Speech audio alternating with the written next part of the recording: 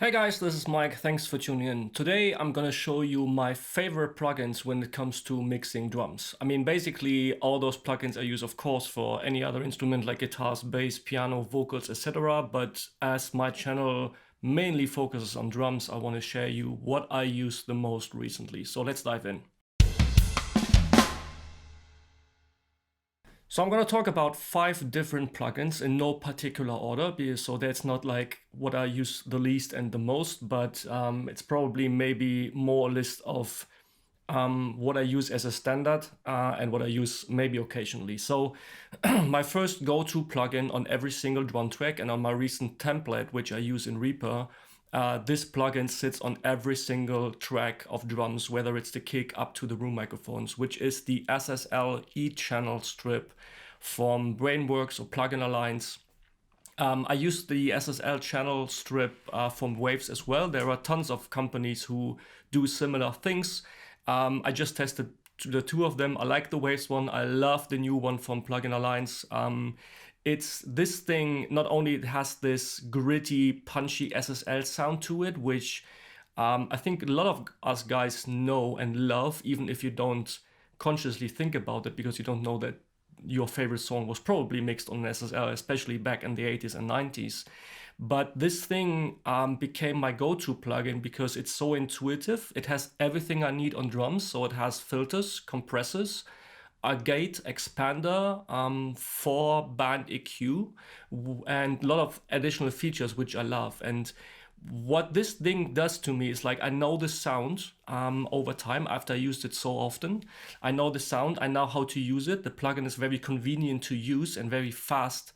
It adds a certain character to the sound, and especially when you use an EQ plugin that doesn't come with graphical visualization, so you really mix by ear. And when you just have 2 or 3 bands to pick from, you don't step into the trap of this nitty thing that you sometimes do with, like, trying to find every single frequency that may be annoying. Sometimes it's needed, and then I pick another EQ, but this is my go-to plugin, and you can transform a mix using the compressor and the EQ. You bring almost every drum mix into life. So the second one is the Fabfilter Pro Q3. I think most of you guys know this plugin already, have seen this already. This is probably the industry standard EQ nowadays. I have to admit that I skipped the previous versions already in the times when everyone was using Fabfilter EQ, because I thought, well, it's another EQ, and of course, like everyone else, I already own a ton of them. But when version 3 came out and it was on sale, there was a discount going on, I pulled the trigger on that. And especially, I mean, after 30 minutes of using it, I immediately realized why this is so popular. It's clean, it's fast, it's precise, it's a Swiss Army knife, more or less. You can do so much stuff, like the fancy stuff, dynamic function, mid-side processing. There are some other EQs out there that can do similar things, but it's just like the way how it feels when you use it. It's just fast. It's just like my go-to EQ whenever I need to solve any problem, or if I just need to filter something. This EQ is my go-to plugin. I use it on almost everything, from the vocals up to the drums. So whenever you have the chance to buy the Fabfilter Pro Q3 or any of the Fabfilter stuff, but especially the Q3 EQ, if I have to pick just one EQ for all my mixes and every track, it will certainly be the Fabfilter Pro Q3. Coming in number 3, again, no particular order, is the virtual tape machine from Steven Slate. Now we are heading into saturation and distortion land. Tape emulations, there were a ton out there. I use some of the Waves stuff that they came out, but every time I find myself going back to the Slate Digital stuff, where I'm a subscriber of this everything bundle. Tape emulation adds some weight to the track. It's hard to explain. You have some settings on this plugin. You can switch between half-inch tape and 2-inch tape.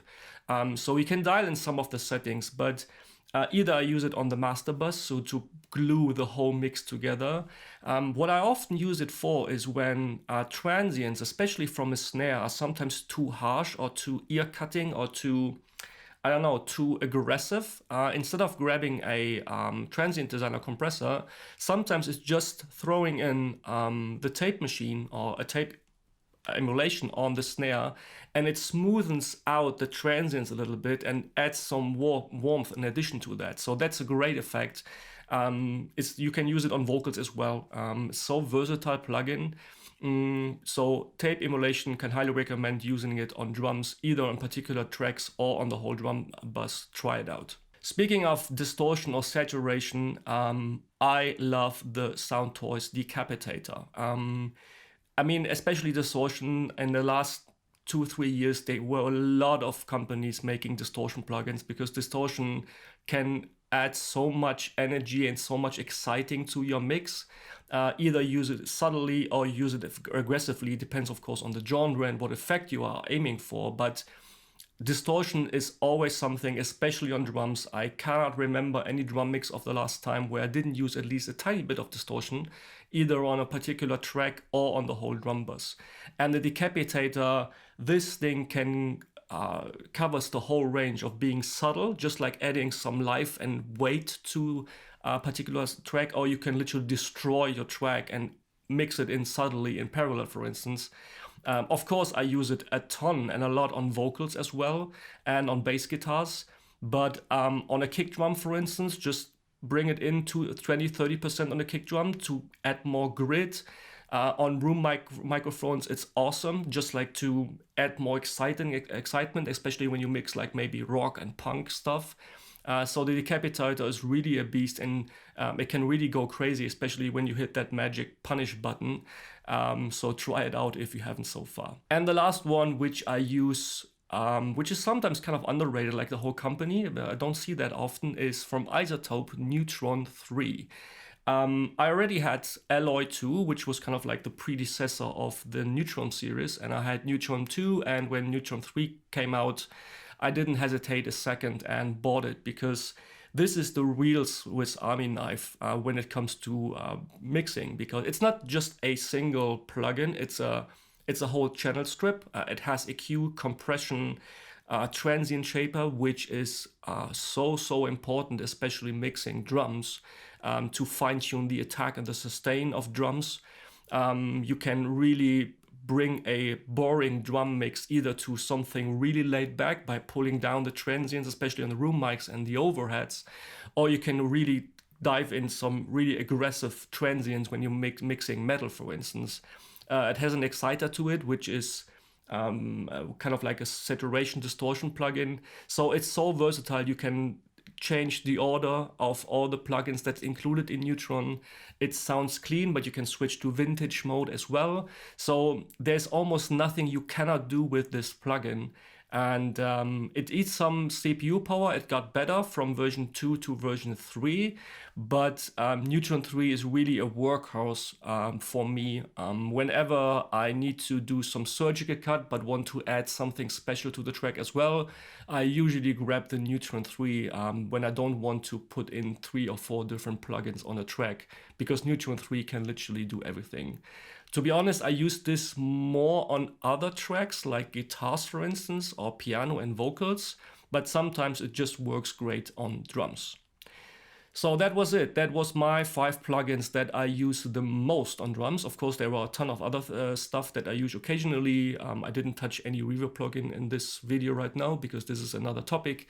Leave a comment in the comment section below which plugin you use, if you use one of the plugins that I just mentioned, or if you have other recommendations. So share your knowledge, share your tips with me. I highly appreciate it. Thanks for watching, guys, and see you next time. Bye-bye.